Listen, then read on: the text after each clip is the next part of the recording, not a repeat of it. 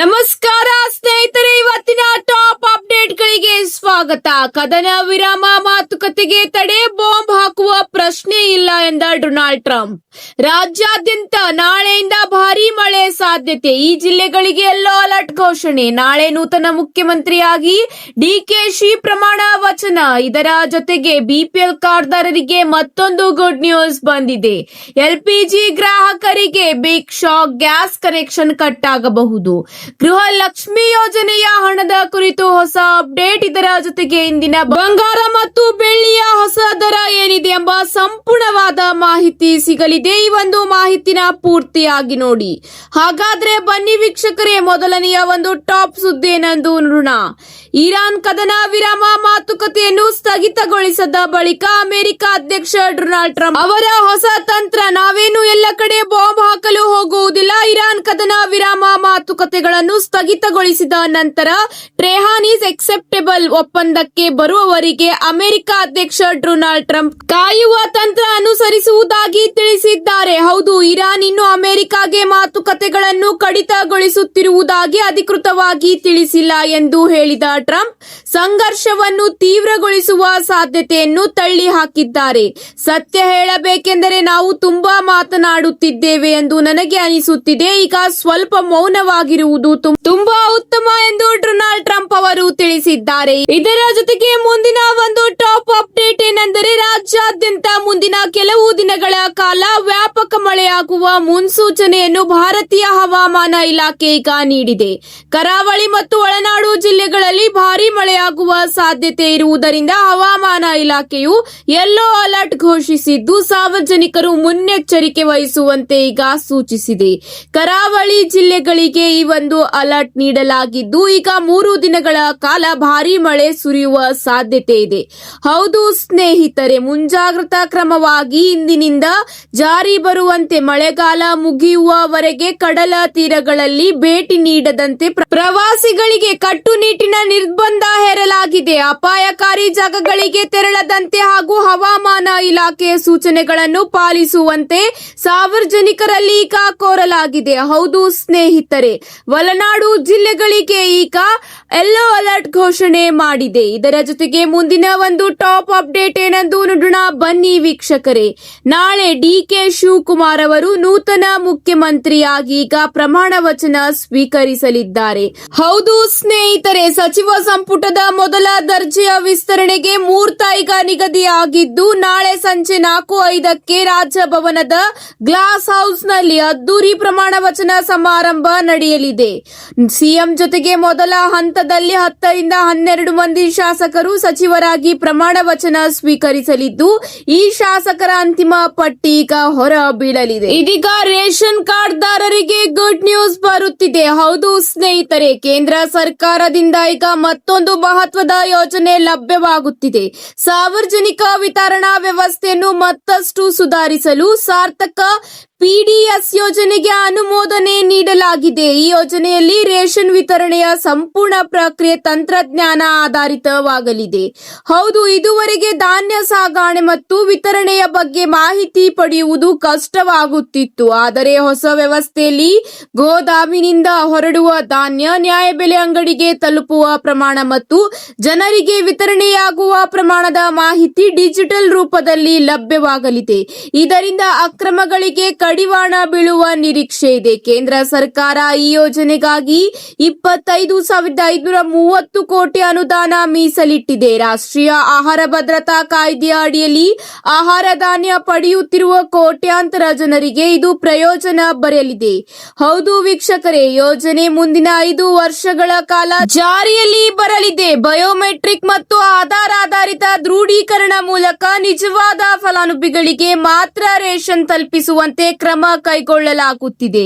Ration card ಅರ್ಜಿ, ತಿದ್ದುಪಡಿ ಮತ್ತು ನಿರ್ವಹಣೆ ಸೇರಿದಂತೆ ಹಲವು ಸೇವೆಗಳು ಡಿಜಿಟಲ್ ಆಗಲಿದ್ದು, ಸಾರ್ವಜನಿಕರಿಗೆ ಸಮಯ ಉಳಿತಾಯವಾಗಲಿದೆ ಎಂಬ ಮಾಹಿತಿ ತಿಳಿದು ಬಂದಿದ್ದು, ರೇಷನ್ ಅಂಗಡಿಗಳ ಕಾರ್ಯವೈಖರಿಯ ಮೇಲೂ ಕೂಡ ನಿಗಾ ಹೆಚ್ಚಲಿದ್ದು, ಸರಬರಾಜು ಸರಪಳಿಯಲ್ಲಿ ಪಾರದರ್ಶತೆ ತರಲು ಈ ಯೋಜನೆ ಈಗ ಕೇಂದ್ರ ಸರ್ಕಾರ ರಚಿಸಿದೆ. ರಾಜ್ಯಗಳು ಮತ್ತು ಕೇಂದ್ರಾಡಳಿತ ಪ್ರದೇಶಗಳಿಗೆ ಸಾಗಾಣಿಕೆ ಹಾಗೂ ನಿರ್ವಹಣಾ ವೆಚ್ಚದಲ್ಲಿ ಸಹಾಯ ನೀಡುವ ವ್ಯವಸ್ಥೆಯು ಇದರಲ್ಲಿದೆ ಎಂಬ ಮಾಹಿತಿ ಈಗ ತಿಳಿದು ಬಂದಿದೆ. ಇದೀಗ ಎಲ್ಪಿಜಿ ಗ್ರಾಹಕರಿಗೆ ಒಂದು ಮಹತ್ವದ ಮಾಹಿತಿ ಎಂದೇ ಹೇಳಬಹುದಾಗಿದೆ. ಹೌದು ವೀಕ್ಷಕರೇ, ಎಲ್ಪಿಜಿ ಗ್ರಾಹಕರಿಗೆ ಗಮನಿಸಬೇಕಾದ ಒಂದು ಮಹತ್ವದ ಮಾಹಿತಿ ಬಂದಿದೆ. ಇರಾನ್ ಮತ್ತು ಅಮೆರಿಕ ಸಂಘರ್ಷ ಹಾಗೂ ಹಾರ್ಮುಜ್ ಜಲಸಂಧಿ ಮುಚ್ಚಲ್ಪಟ್ಟ ಹಿನ್ನೆಲೆಯಲ್ಲಿ ಜಾಗತಿಕವಾಗಿ ಎಲ್ಪಿಜಿ ಪೂರೈಕೆಯಲ್ಲಿ ತೀವ್ರತೆ ಉಂಟಾಗಿದೆ. ಈ ಒಂದು ಕಾರಣದಿಂದ ಈಗ ಭಾರತದ ಮೇಲೂ ಇದು ಭಾರಿ ಪ್ರಮಾಣ ಬೀರಲಿದ್ದು, ದೇಶದಲ್ಲಿ ಎಲ್ಪಿಜಿ ಬಳಕೆ ಮತ್ತು ಸಬ್ಸಿಡಿಯನ್ನು ಮಿತಿಗೊಳಿಸಲು ಕೇಂದ್ರ ಸರ್ಕಾರ ಈಗ ಒಂದು ಅತ್ಯಂತ ಪ್ರಮುಖ ಹಾಗೂ ಕಠಿಣ ನಿರ್ಧಾರವನ್ನು ಕೈಗೊಂಡಿದೆ. ಹೌದು ಸ್ನೇಹಿತರೆ, ಒಂದೇ ಅಡುಗೆ ಮನೆಗೆ ಒಂದೇ ಕನೆಕ್ಷನ್. ಪತಿ ಪತ್ನಿ, ಅವಿವಾಹಿತ ಅಥವಾ ವಿವಾಹಿತ ಮಕ್ಕಳು ಹಾಗೂ ವೃದ್ಧ ಪೋಷಕರಿರುವ ಒಂದೇ ಕುಟುಂಬ ಒಂದೇ ಅಡುಗೆ ಮನೆಯನ್ನು ಬಳಸುತ್ತಿದ್ದರೆ, ಹೌದು, ಅವರ ಹೆಸರಿನಲ್ಲಿ ಕೇವಲ ಒಂದೇ ಎಲ್ಪಿಜಿ ಕನೆಕ್ಷನ್ ಮಾತ್ರ ಇರಲು ಅವಕಾಶವಿರುತ್ತದೆ. ಒಂದಕ್ಕಿಂತ ಹೆಚ್ಚು ಕನೆಕ್ಷನ್ ಇದ್ದರೆ ಅದನ್ನು ಈಗ ರದ್ದುಪಡಿಸಲು ಸರ್ಕಾರ ಈಗ ಮುಂದಾಗಿದೆ.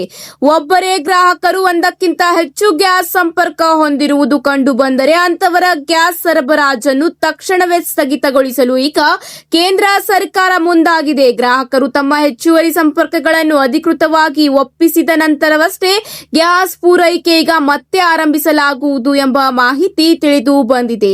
ಇದೇ ಅಷ್ಟೇ ಅಲ್ಲ, ಮತ್ತೊಂದು ಮಹತ್ವದ ಮಾಹಿತಿ ತಿಳಿಸಲಾಗಿದೆ. ಜೂನ್ 30ರ ಒಳಗಾಗಿ ಎಲ್ಲಾ ಫಲಾನುಭವಿಗಳು ತಮ್ಮ ಕೆವೈಸಿಯನ್ನು ತಪ್ಪದೇ ಅಪ್ಡೇಟ್ ಮಾಡಬೇಕು. ಇದೇ ಅಷ್ಟೇ ಅಲ್ಲ, ಈ ನಿಗದಿತ ಅವಧಿಯೊಳಗೆ ಎಲ್ಪಿಜಿ ಸಿಲಿಂಡರ್ ಅನ್ನು ವಾಪಸ್ ಮಾಡದಿದ್ದರೆ ಆ ಸಂಪರ್ಕವನ್ನು ಸ್ವಯಂಚಾಲಿತವಾಗಿ ರದ್ದುಗೊಳಿಸಲಾಗುತ್ತದೆ. ಹೌದು ಸ್ನೇಹಿತರೆ, ಒಂದೇ ಮನೆಯಲ್ಲಿ ಒಂದಕ್ಕಿಂತ ಹೆಚ್ಚು ಕನೆಕ್ಷನ್ ಇದ್ದರೆ ಖುದ್ದಾಗಿ ಬಂದು ಒಪ್ಪಿಸುವಂತೆ ಈಗ ಕೇಂದ್ರ ಸರ್ಕಾರ ಕಟ್ಟುನಿಟ್ಟಿನ ಸೂಚನೆ ಈಗ ಜನ ಸಾಮಾನ್ಯರಿಗೆ ನೀಡಿದೆ. ಇದರ ಜೊತೆಗೆ ಈಗ ಗೃಹ ಲಕ್ಷ್ಮಿ ಯೋಜನೆಯ ಅಡಿಯಲ್ಲಿ 2 ಹೊಸ ಅಪ್ಡೇಟ್ ಎಂದೇ ಹೇಳಬಹುದಾಗಿದೆ. ಹೌದು, ಮೊದಲನೆಯ ಒಂದು ಅಪ್ಡೇಟ್ ಏನೆಂದರೆ ಗೃಹ ಲಕ್ಷ್ಮಿ ಯೋಜನೆಯ ಫಲಾನುಭವಿಗಳಿಗೆ 1 ವಾರದೊಳಗೆ ಈಗ 31ನೇ ಕಂತಿನ ಹಣ ವರ್ಗಾವಣೆಯಾಗಲಿದೆ ಎಂಬ ಮಾಹಿತಿ ತಿಳಿದು ಬಂದಿದೆ.